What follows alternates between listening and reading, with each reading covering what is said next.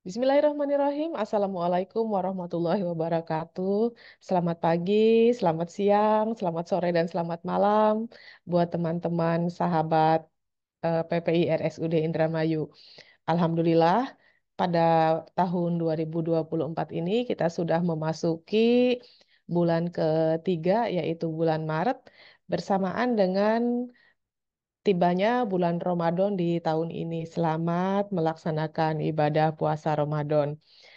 Kali ini saya tidak sendirian, saya ditemani sama Mas Agus. Halo Mas Agus, apa kabar hari ini? Halo, Alhamdulillah tetap baik dan sehat. Alhamdulillah. Alhamdulillah, Sudah sudah puasa kah? puasa kah? Belum. Belum ya. Belum ya, Kita kita tag-nya tag-nya sebelum masuk sebelum ke masuk ke Ramadan. Ramadan. Akan cerita Akan apa cerita kita? apa kita bulan ini, Mas? Untuk bulan ini kita akan menceritakan tentang Bundles Ido. Bundles Ido, Alhamdulillah. Bundles Ido ya teman-teman, Ido tuh ada di sekitar kita dan ternyata bisa dicegah. Ada bundlesnya yang akan disampaikan oleh Mas Agus. Kita langsung saja biar tidak lama-lama. Bismillahirrahmanirrahim. Silahkan Mas Agus share screen biar bisa dilihat sama teman-teman apa itu Bundles-bundlesnya. bundlesnya. Baik, Assalamualaikum warahmatullahi wabarakatuh. Selamat pagi, Waalaikumsalam. selamat siang, selamat malam. Mudah-mudahan kita selalu diberi kesehatan oleh Allah Subhanahu wa Ta'ala dalam saat melaksanakan kegiatan di tempat kerjanya masing-masing. Untuk kesempatan bulan ini kita akan memberikan materi tentang Bundles Ido di acara Solasi Ban PPI RSUD Indramayu edisi bulan Maret tahun 2024. Seperti biasa, bertemu lagi dengan Komite PPI RSUD Indramayu. Jangan bosan-bosan. Mudah-mudahan apa yang kita berikan bisa bermanfaat buat kita, buat Rumah Sakit RSUD Indramayu. Bicara tentang IDO atau infeksi daerah operasi yang akan kita bahas untuk kesempatan kali ini ada pendahuluan, ada pengertian dari IDO atau SSI, ada faktor risiko, ada pencegahan pengendalian infeksi, dan ada kesimpulan dari materi. Jangan bosan-bosan buat teman-teman untuk materi PPI pasti akan bertemu dengan HAIS. Zaman dulu ini disebut infeksi nosokomial. Nah, kalau sekarang disebutnya yaitu HAIS, Healthcare Associated Infeksi. Infeksi yang terjadi pada pasien selama perawatan di rumah sakit dan fasilitas pelayanan kesehatan lainnya. Di mana ketika masuk tidak ada infeksi dan dalam masa inkubasi termasuk infeksi dalam rumah sakit tapi muncul setelah pasien pulang, juga infeksi karena pekerjaan pada petugas rumah sakit dan tenaga kesehatan terkait proses pelayanan kesehatan di fasilitas pelayanan kesehatan. Singkatnya, kalau HAIS itu adalah infeksi yang didapatkan oleh pasien karena pelayanan di rumah sakit. Bisa jadi saat dipasang infus karena tidak sesuai dengan standar, akhirnya jadi flebitis. Fokus dari PPI untuk HAIS ini ada empat, yaitu yang pertama adalah ISK atau infeksi saluran kemih. Ini infeksi yang disebabkan oleh pemasangan kateter di rumah sakit. Ini ada tanda dan gejalanya dan lain sebagainya. Nah, kalau saat pemasangan kateter tidak sesuai dengan standar, maka akan mengakibatkan ISK, yaitu infeksi saluran kemih. Yang kedua ada PAP atau Ventilator Associated Pneumonia. Ini infeksi yang disebabkan oleh pemasangan ventilator, biasanya di ruangan ICU, karena tidak sesuai standar, tidak ada monitoring, dan lain sebagainya. Akhirnya terjadi infeksi pneumonia akibat pemasangan ventilator. Berikutnya ada infeksi aliran darah, bisa jadi infeksi aliran darah primer ataupun bisa jadi termasuk juga plebitis. Nah, infeksi aliran darah primer ini disebabkan oleh pemasangan alat vena sentral ataupun pemasangan infus untuk plebitis. Dan ada juga yaitu infeksi daerah operasi atau IDO. Ini eh, tindakan operasi yang bila dilakukan tidak sesuai standar, baik itu alatnya, tempatnya, atau petugasnya, ataupun cara operasinya, ini bisa mengakibatkan infeksi daerah operasi atau disingkat dengan IDO. Dan IDO ini yang akan kita bahas yang merupakan HAIS ya.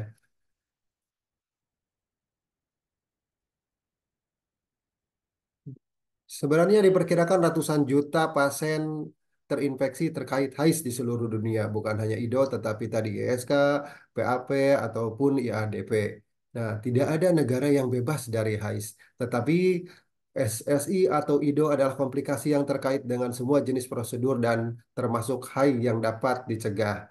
Mungkin tidak setidaknya kita bisa mencegah atau mengurangi kejadian infeksi di rumah sakit atau pelayanan kesehatan. SSI ini bukan hanya terjadi di RSUD Indramayu, tetapi di di rumah-rumah sakit lain, baik di Indonesia, seluruh Indonesia, di Eropa, di Amerika, bahkan di seluruh dunia. Untuk HIS di RSUD Indramayu, kita sudah mendapatkan data adalah sebagai berikut. Ini adalah data dari tanggal 1 Januari 2023 sampai 31 Desember 2023. Didapatkan yaitu 58 PBTs dari pemasangan infus kurang lebih ada 61.062 hari pemasangan eh, infus. Ada 7 dekubitus, ada kosong IADP-nya, ada ISK-nya kosong, dan ada 21 infeksi daerah operasi dari 3.621 jumlah operasi pada tahun 2023. Ini adalah beberapa laporan yang diisi oleh teman-teman ruangan. Ini pun IDO yang kita dapatkan adalah pasien yang infeksi daerah operasi yang kemudian dia dirawat lagi dan dilakukan perawatan. Nah, ini adalah berupa laporan feedback saat teman-teman ruangan mengisi eh, link IDO. Nah, ini adalah laporannya dan akan mendapatkan feedback kepada teman-teman melalui emailnya yang diberikan.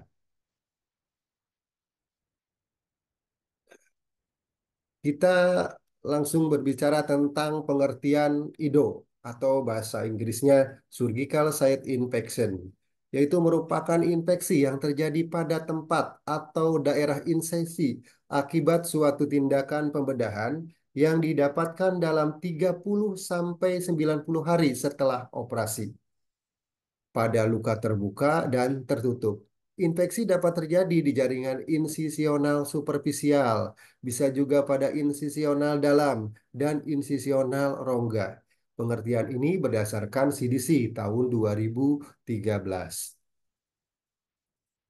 Ada faktor risiko yang bisa menjadikan IDO pada pasien. Yang pertama ada usia, di mana usia bayi atau usia eh, rendah sampai usia tua itu berisiko terjadinya infeksi karena berhubungan dengan daya tahan tubuh. Ada juga obesitas atau kegemukan, ini resiko juga terjadi infeksi, termasuk penyakit diabetes mellitus karena dengan adanya peningkatan gula darah, maka proses perbaikan luka itu akan terhambat. Ada juga malnutrisi, nutrisi yang kurang akan menyebabkan eh, perbaikan luka juga tidak baik. Termasuk juga merokok, kanker atau imunoterapi, dan lama preoperasi. Kadar albumin yang kurang dari 3,5, bilirubin total lebih dari 1, dan eh, banyak prosedur yang risiko tinggi SFI atau IDO. Apa saja sih sumber infeksi di kamar bedah? Ada 4 sumber infeksi yang bisa terjadi di kamar bedah, sehingga mengakibatkan IDO. Yang pertama ada dari pasiennya itu sendiri, di mana pasien ini menyumbang 50% terhadap SSI yang dikontribusikan oleh pasien.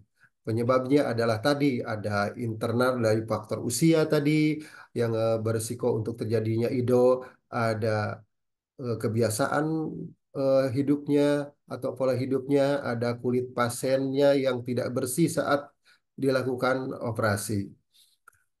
Berikutnya ada tim bedah. Tim bedah ini menyumbang 35% terhadap SSI atau IDO, di mana tim bedah ini tidak melakukan teknik aseptik selama pembedahan, tidak mempertahankan hemostatis, dan mungkin kompetensi dari tim bedah ini kurang atau belum dilatih. Yang berikutnya adalah instrumen. Instrumen ini menyumbang 11% dalam kontribusi terhadap SSI. Instrumen yang tidak adekuat atau tidak steril bisa menyebabkan infeksi daerah operasi dalam saat pembersihan, pengemasan, ataupun proses sterilisasi tidak dilakukan dengan baik sehingga alat yang digunakan saat operasi itu menjadi tidak steril dan berakibat SSI atau IDO. Berikutnya adalah yang keempat adalah lingkungan. Lingkungan ini 4% menyumbang berkontribusi terhadap terjadinya SSI atau IDO, di mana dalam metode pembersihannya tidak sesuai dengan standar, ya. Alat pembersihannya tidak pernah diganti, cara pembersihannya mungkin tidak benar, ataupun ventilasi udaranya, sirkulasi udaranya tidak baik, di mana ada udara yang didorong, ada udara yang masuk, tekanannya harus positif, pintunya selalu terbuka, yang harusnya selalu tertutup ini pintunya terbuka, maka bisa terjadi ventilasi udaranya tidak baik, termasuk suhu, kelembaban, dan monitoring suhunya. Itu merupakan sumber infeksinya. Ada 3 kriteria jenis infeksi. Infeksi yang pertama itu infeksi daerah operasi superficial, di mana infeksi ini merupakan infeksi yang terjadi pada kurun waktu 30 hari pasca operasi, dan infeksi tersebut hanya melibatkan kulit dan jaringan subkutan pada tempat insisi.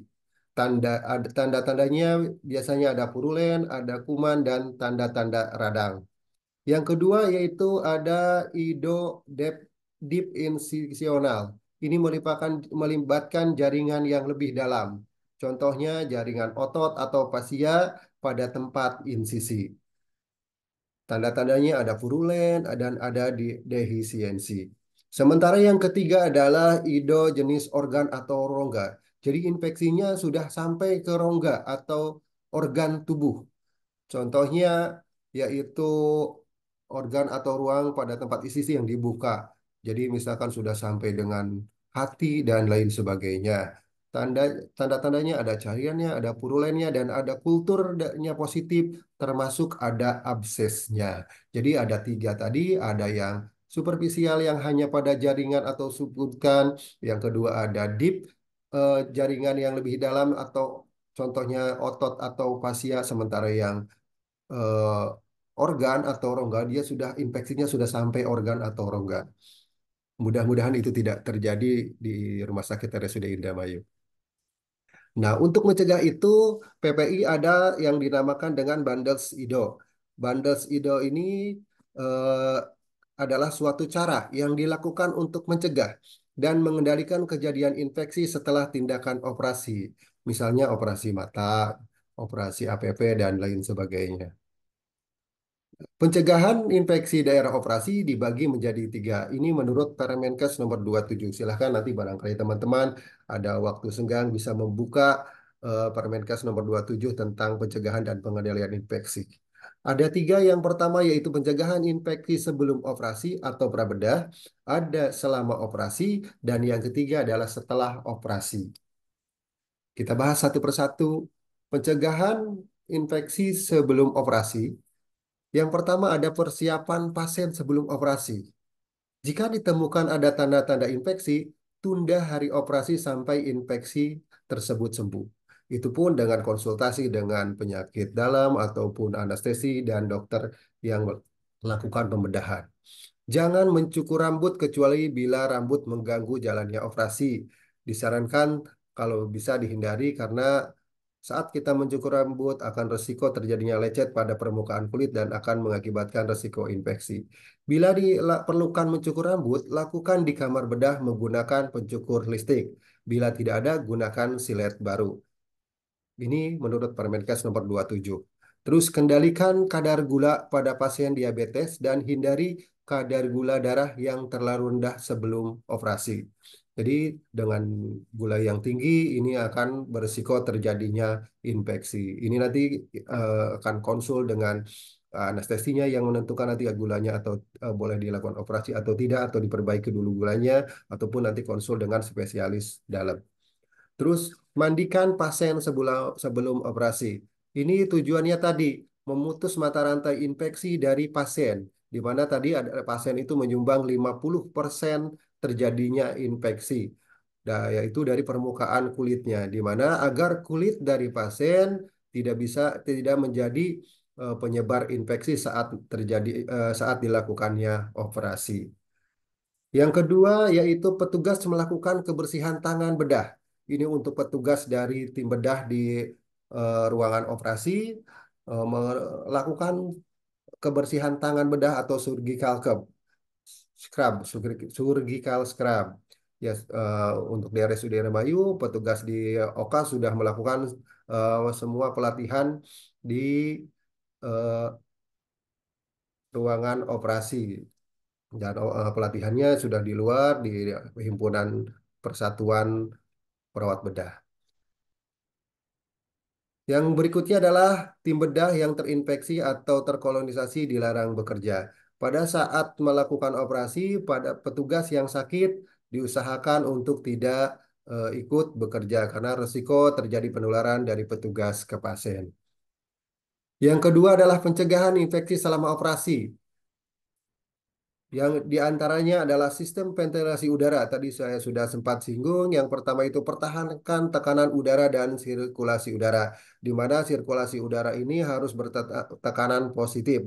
Untuk mempertahankan tekanan positif, maka pintunya harus selalu tertutup, ada exhaust fan, dan lain sebagainya. Tidak melakukan fogging dan UV karena eh, itu bisa berisiko ke petugas. Terus untuk UV sudah tidak disarankan lagi di Permenkes nomor 27.